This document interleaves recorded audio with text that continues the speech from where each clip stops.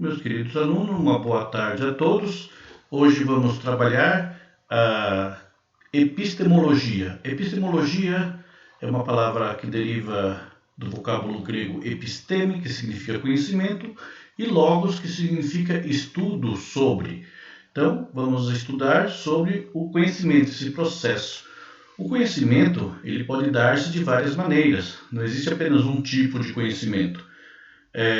Existe conhecimento, por exemplo, científico, conhecimento filosófico, conhecimento religioso, mas hoje nós vamos nos deter aqui sobre o conhecimento de cunho científico, ok? A habilidade que nós vamos trabalhar está aí na tela: criticar a concepção de conhecimento científico como verdade absoluta, ou seja, o que o cientista falou só porque ele está com um jaleco branco é a verdade? Só porque esse cientista falou, essa verdade ela é absoluta? Ou é uma parte da verdade de um fato? Nós vemos um determinado fato e aquilo pode ser comentado diante da ciência, pode ser comentado diante de outros tipos de conhecimento. Vamos então, através da filosofia, questionar. Esse é o papel da epistemologia na filosofia. Questionar esse conhecimento e fazer com que o nosso conhecimento, eu como professor, você como aluno, ele cresça, ele aumente. O objetivo, então, é aprender sobre termos da epistemologia em alguns autores clássicos. Se vocês perceberem, há aí 4 subtemas: dedução e indução, Karl Popper, falsificacionismo, Thomas Kuhn, a sequência da ciência e o paradigma, e o cientificismo.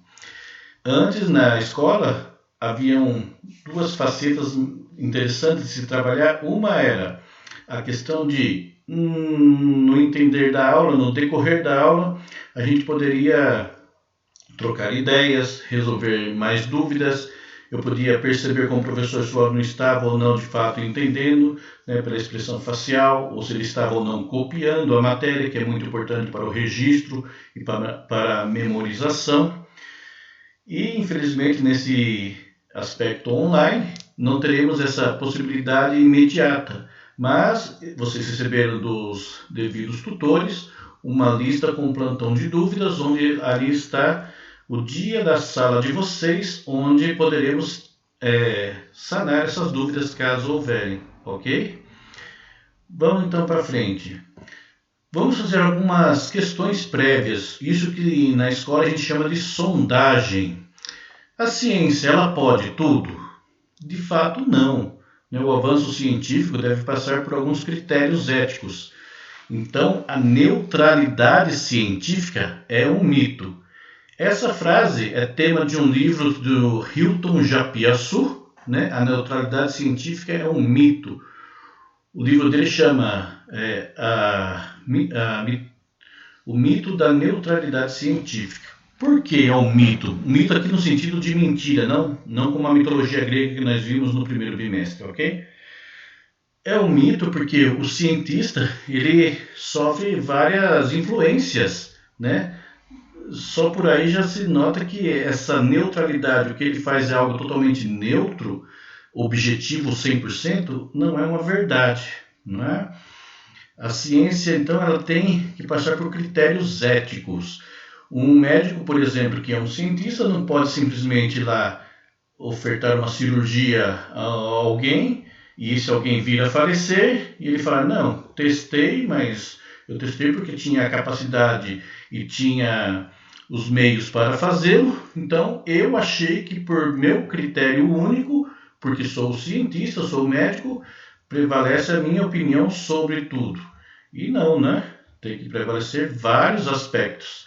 Isso nós vamos aprofundar também, então eu acho que é muito interessante você ter ciência e clareza dessa aula no segundo ano, quando a gente estudar bioética, não é? O médico, por exemplo, não pode fazer o que ele quiser com o seu paciente. Há umas questões éticas que devem ser respeitadas. O cientista, então, ele é neutro, como nós vimos? Não. Deve ser responsável por aquilo que ele descobre. Um exemplo clássico também é o exemplo da bomba atômica. Quando teve a ocasião da bomba atômica, uma terrível mancha na história da humanidade, morreram milhares de pessoas em Hiroshima e Nagasaki para um teste de força, né, dos Estados Unidos referente à Segunda Guerra Mundial. E saiu um livro também cujo nome não me recordo, mas a temática era: perguntou-se para o piloto, falou-se, você é o culpado, né? Você jogou essa bomba, fazendo com que morressem milhares de pessoas, onde o piloto disse, não, eu não tenho nada a ver com isso, não. Eu apenas apertei o botão porque o meu general me ordenou. Eu sou um soldado, cumpro ordens, nada mais que isso. Chegou-se então ao general e lhe disseram, então o culpado é o senhor, porque o senhor deu a ordem. Ele falou, eu não. Nada a ver. O culpado é o presidente, ele que deu a ordem, eu obedeço. Eu sou mais ou menos como um soldado. Foram ao presidente e falaram, então o senhor é o culpado, o senhor deu a ordem para... Não, eu não. Não fui eu que criei tal mecanismo. Os criadores da bomba, os cientistas, são os culpados, de fato. E foram aos cientistas e a mesma pergunta. Vocês então são os culpados? Né? E eles disseram, não, a gente apenas, né, através da ciência e através dos nossos estudos, fizemos essa interligação entre os mecanismos que resultaram nessa experiência, mas não fomos nós quem detonamos. E assim, como vocês são bons entendedores, veem que a culpabilidade de certos atos ele é lançada para outras instâncias. Esse tema é interessante também, e é bom ficar gravado, porque será tema também da ética quando chegarmos no segundo ano, não é? A ética é um movimento no qual eu sou responsável por aquilo que faço, sim. O cientista também não é neutro porque ele sofre influências políticas, religiosas, históricas, culturais. Então ninguém é neutro, não é? Nós todos temos uma bagagem, e essa bagagem vem em forma de um conhecimento e aquilo que a gente trabalha no mundo. Nós somos assim, não dando culpa a essa pequena bagagem, porque nós também somos responsáveis em relação a pensar isso que recebemos, questionar e aí adaptarmos dentro da ética, não é? Mas sofre sim influências, sofremos influências, né, de vários ângulos. Então não somos, o cientista tampouco é neutro. Os avanços científicos são para todos? Não, né? A gente até pode pensar que sim, mas a gente vê que a ciência, ela de fato não... Quando é criada uma tecnologia nova, a gente pode questionar, mas criou-se lá um iPhone 20, eu nem sei que número está essa tecnologia. É para você e é para mim? Eu, por exemplo, não tenho condições financeiras de ter um aparelho desse. Não sei se de fato eu quereria, mas não tenho condições. Então, esse avanço científico muitas vezes não é para todos. Por quê? Porque é uma questão financeira também, infelizmente. Existe limite na ciência? Sim. O limite da ciência ela é a ética, pois tudo que envolve o ser humano deve ser considerado segundo este critério, da melhoria da vida do ser humano. Então eu posso fazer o que eu quero? Não, tenho que respeitar uma certa ética onde o ser humano deve ser, em primeiro lugar, respeitado. Filmes que tratam sobre isso, por exemplo, um filme que a molecada gosta muito, eu também acho legal, é Os Vingadores. Né? E um dos Vingadores, o primeiro Vingador, se vocês assistiram os filmes, é o Capitão América. O que é a experiência do Capitão América? Né? Friamente falando, cientificamente, era a tentativa da criação do super soldado. Através de um soro maluco lá, criou-se um super soldado. E a finalidade era a proteção dos americanos? Não, era ganhar a guerra. Super soldado, soldado para ganhar a guerra. Tudo que envolve o ser humano, então, tem que ter o crivo, o critério, o limite ético, ok? Passemos então a um subtema da aula, que é a dedução e a indução. A dedução, ela parte de um argumento geral e vai redundando ao particular. O exemplo que eu pus aí é o exemplo clássico. Todos os homens são mortais. Essa é uma premissa maior e uma premissa que tem que ser verdadeira. Todos os homens, de fato, são mortais. Todos engloba, né, uma premissa maior, todo mundo. Sócrates é homem, né, dentro do critério de... é uma premissa menor. Ele participa da premissa maior de cima. Se todos os homens são mortais, Sócrates é homem, logo a conclusão lógica é Sócrates é mortal. Beleza? Então a dedução parte de um dado universal e chega-se a uma conclusão particular. A indução é o contrário. A indução parte de um dado particular e chega-se a uma conclusão universal. Todo mamífero tem coração. Todos os cães são mamíferos. Logo, todos os cães têm coração. Apesar das duas, né, dedução e indução, parecerem muito lógicas, a dedução, ela, digamos assim, ela é mais lógica porque a conclusão ela é obrigatoriamente verdadeira. Sempre parte de um geral verdadeiro, a premissa menor sendo verdadeira, a conclusão objetivamente vai ser sempre verdadeira. A indução não necessariamente. Por exemplo, meu irmão tem asma. Meu irmão é um ser humano. Logo, todos os seres humanos terão asma. Né? Apesar da primeira premissa poder ser verdadeira e da segunda também, a conclusão não necessariamente é verdadeira. Nesse caso é falsa, porque não é pelo fato de meu irmão ser um ser humano e ter asma que todos terão. Apesar disso, a ciência avança apoiando-se nessas duas formas de conhecimento, tanto a dedução quanto a indução. Por exemplo, vamos fazer um teste com um medicamento. Agora que estamos aqui sofrendo por essa pandemia, esse isolamento, através desse coronavírus, Covid-19, como se trabalha a ciência?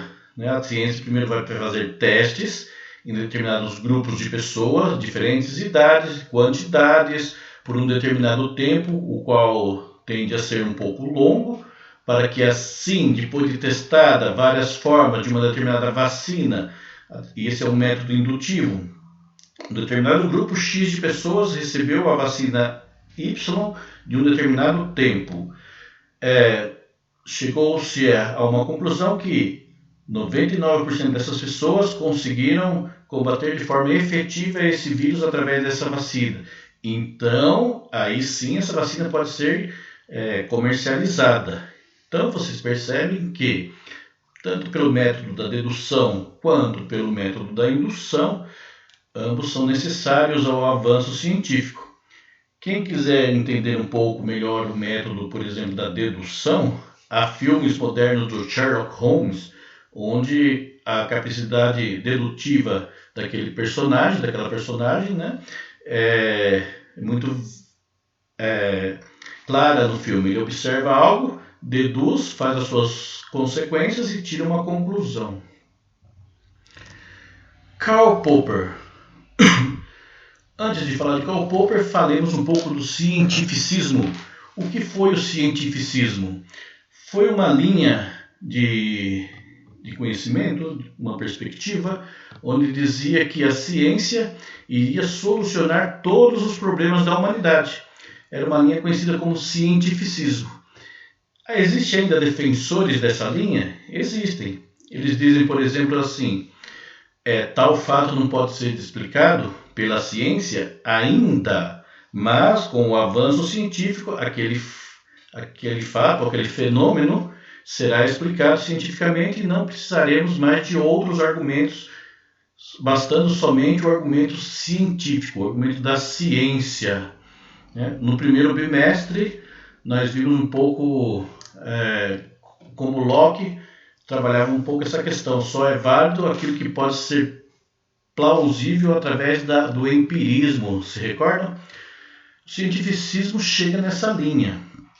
Até um autor que, se houver tempo, quando a gente chegar lá no terceiro ano, chamado Sigmund Freud, ele escreveu um livro cujo nome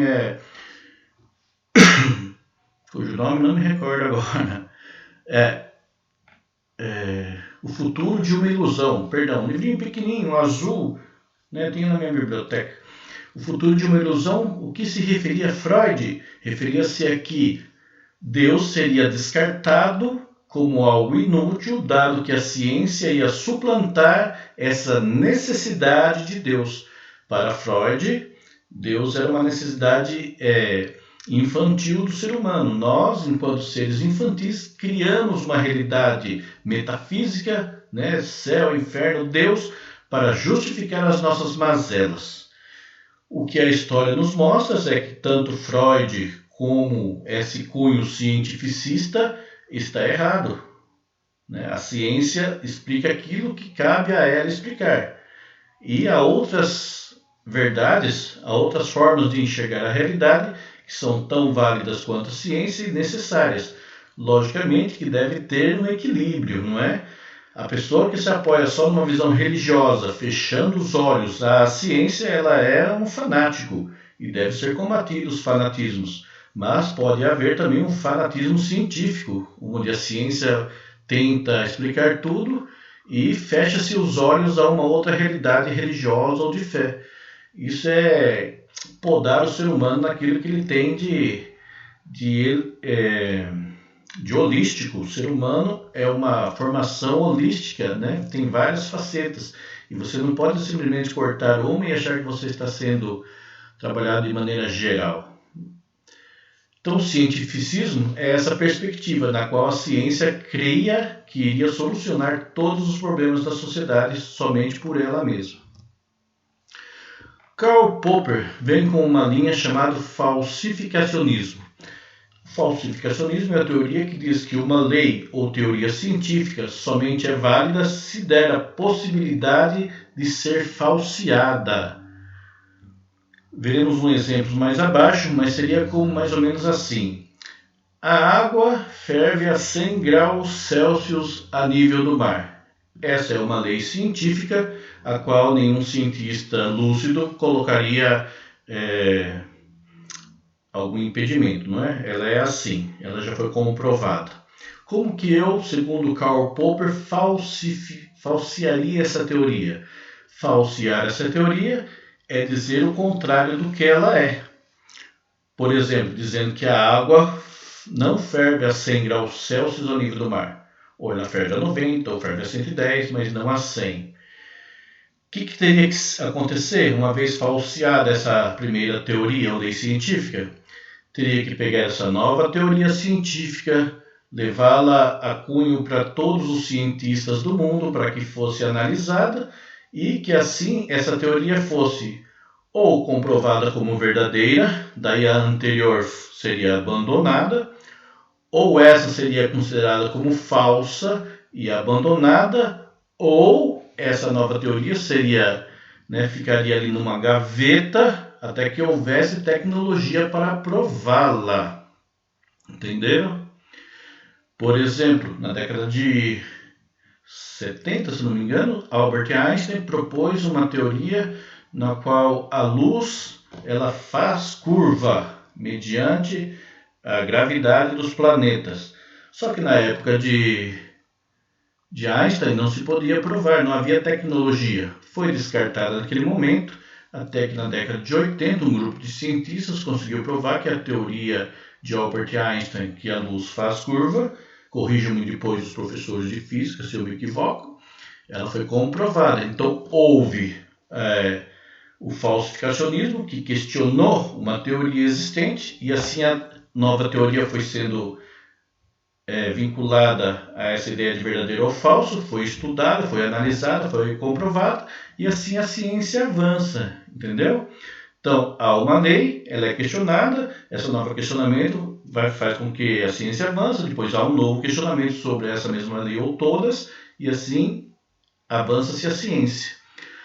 Há autores que dizem que algumas teorias, por não dar-se ao crivo do falsificacionismo, elas devem ser descartadas.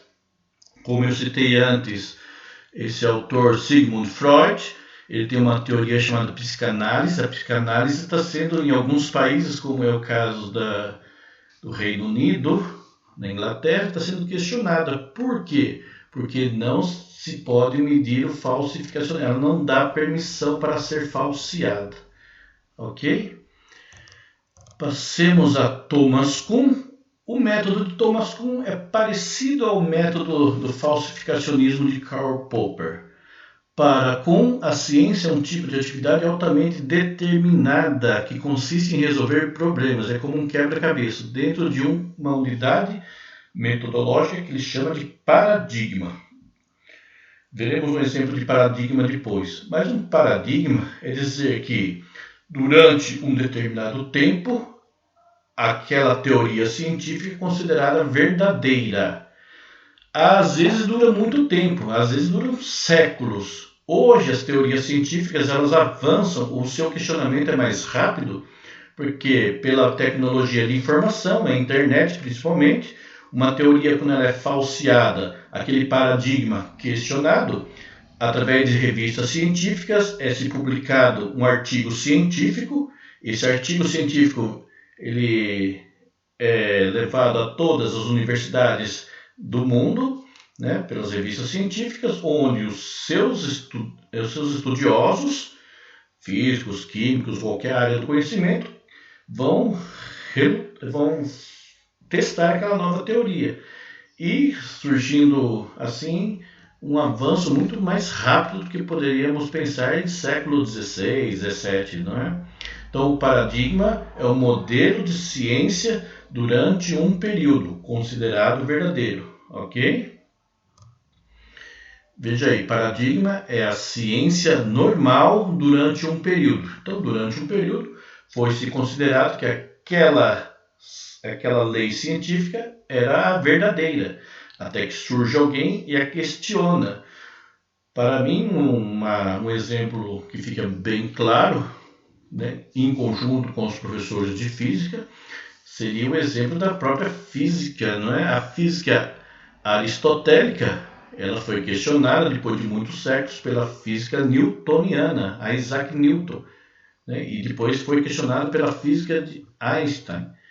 Mas eu vou ver um exemplo daqui a pouquinho para ficar bem mais claro.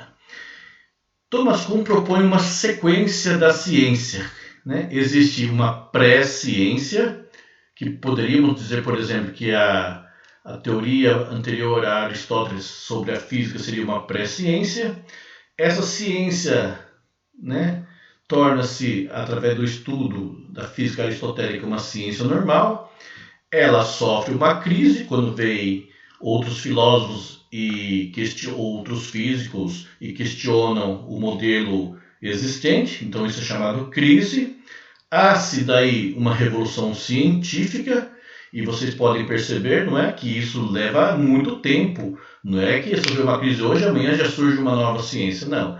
Quando sofre uma crise, aquilo é muito interpelado. Por quê? Porque o novo nos causa um pouco de repulsa. O que é novo nos causa um pouco de medo. Nós, seres humanos, né, o cientista como ser humano, não quer mudar paradigmas e ele quer manter-se no que é mais normal ou no que é mais cômodo. Então, questionar um paradigma, inclusive um paradigma nosso, uma crença nossa, é muito difícil. Então, quando se sofre essa crise e há essa revolução científica, é um processo longo, pode durar séculos, né? Mas uma vez feita isso, surge uma nova ciência normal. Essa nova ciência normal, por sua vez, vem a sofrer uma outra crise, há uma outra revolução científica, e assim, segundo Thomas Kuhn, se dá o avanço da ciência. Aqui temos aqui a foto, né, bonitão, um desenho, perdão, uma pintura, né, de Isaac Newton, com a sua teoria da gravitação, e temos Albert Einstein. E vocês veem aí que eram modelos de paradigma, o modelo do mundo, ou do universo em Newton, que foi questionado esse paradigma do que era a ciência normal, em Newton foi questionado por Einstein, né, onde surgiu depois a sua teoria geral da relatividade. A energia é igual a massa vezes a velocidade da luz ao quadrado. Por exemplo, é que se estivéssemos na sala de aula seria um pouco mais visual, mas use a sua imaginação, meu querido. Imagine um lençol estendido. Esse lençol segurado a 4 pontas ficaria reto, não é? Ficaria plano. Essa seria a teoria do universo de maneira muito simplificada, ok? para Newton, né, tudo que acontecesse aqui aconteceria em todo o universo. Logo, a força gravitacional não faria parte dessa mudança, por exemplo, de tempo. O tempo ocorrido aqui na Terra seria o mesmo no espaço, se dariam de maneiras equivalentes.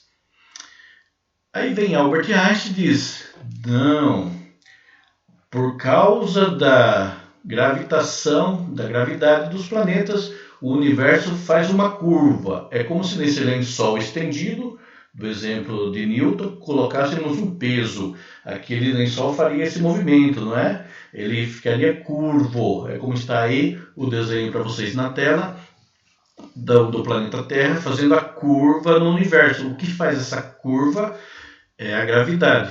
Então, Einstein pensa assim, se essa gravidade vai chegando e a velocidade aumentando, chegará um momento que ela se transpassará. Isso se dá a possibilidade, ao menos em teoria, da viagem no tempo, porque o tempo que para Newton era igual em todos os lugares, para Einstein não. Para Einstein, o tempo é relativo, daí vem a teoria da relatividade. Não é o mesmo tempo aqui na Terra como se estivéssemos no espaço. Vou usar um exemplo chulo aqui, um exemplo talvez não tão prático, mas para que fique claro a explicação. Imagine que você tem um irmão gêmeo, só que ao nascer você ficou na Terra e seu irmão gêmeo foi para o espaço. Você, quando tem aqui 30 anos de idade, seu irmão gêmeo teria, por exemplo, a metade ou menos que essa idade, porque o tempo no espaço ele é alterado. Ele vai, se o nosso tempo ele é aqui reto, início e fim, ali no espaço ele vai sendo alterado pela gravidade dos planetas, entendeu? Mas isso é tema para as aulas de física, se eu não me engano, no terceiro bimestre, lá pelo quarto ano. Então tenha muita paciência. Terceiro bimestre, não, terceiro ano, quarto bimestre. Então, meus queridos, essa é um pouco a explicação sobre a dedução, a indução e tudo mais o que estudamos. Eu espero que tenha ficado para vocês mais ou menos claro essa explicação. Eu me despeço de vocês com um forte abraço, desejando a todos que se cuidem muito, né? Tenham paciência, tudo isso vai passar um dia, mas enquanto esse dia não chega, cabe a nós a adaptação, paciência, resiliência, né? E saiba que estou aqui, qualquer dúvida basta me escrever, basta me ligar, ou de maneira for possível, para esclarecer as dúvidas sobre essas questões. Então vimos dedução e indução, o falsificacionismo, né? Dedução e indução, duas maneiras de se lidar com a ciência. Falsificacionismo é a teoria que diz que uma lei ou teoria científica deve dar a possibilidade de ser falseada para que assim seja válida. Vimos o cientificismo, onde a ciência queria ser um patamar para explicar toda a realidade, né? Não sendo mais necessária outros tipos de conhecimento, outros tipos de sabedoria. E, por fim, vamos Thomas Kuhn, onde a ciência avança segundo critérios lógicos, é uma ciência baseada num paradigma que é quebrado e ela avança, tornando-se um novo paradigma e assim por diante. Ok? Um forte abraço a todos, fiquem com Deus, ajudem a mãe em casa e até a próxima aula.